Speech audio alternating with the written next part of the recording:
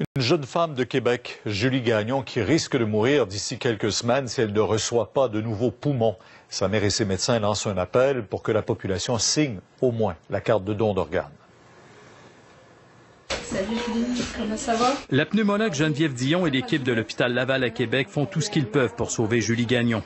L'état de santé de la jeune femme de 26 ans atteinte de fibrose kystique s'est considérablement détérioré durant les derniers mois. Il y a quelques jours, elle a été admise aux soins intensifs. Ça presse beaucoup pour Julie. Julie a une fibrose kystique qui est rendue maintenant très avancée.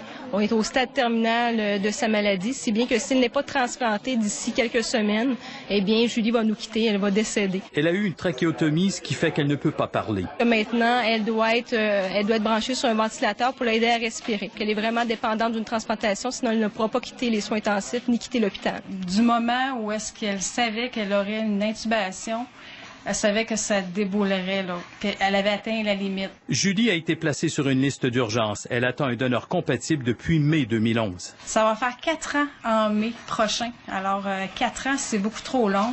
J'aimerais prendre toute sa douleur, mais malheureusement, c'est pas possible. Le temps d'attente pour une greffe était de 500 jours en 2009, 743 jours en 2014. Le seul espoir pour elle et sa famille, que le plus grand nombre de personnes signent leur carte de donneur. Et surtout, dites-le à votre famille, vos intentions, que c'est ce que vous voulez à votre décès. Même si vous avez signé votre carte, votre famille peut refuser le don d'organes à votre décès. Le taux de refus au Québec des familles actuellement est environ de 40 %. L'an dernier, 42 personnes ont eu une greffe de poumon ici à l'hôpital Notre-Dame, qui représente le seul centre de greffe au Québec. Malgré cela, 86 patients attendent toujours de nouveaux poumons. Cette année, écoutez, on a quand même plus d'une dizaine de donneurs à peu près en pas tout à fait un mois.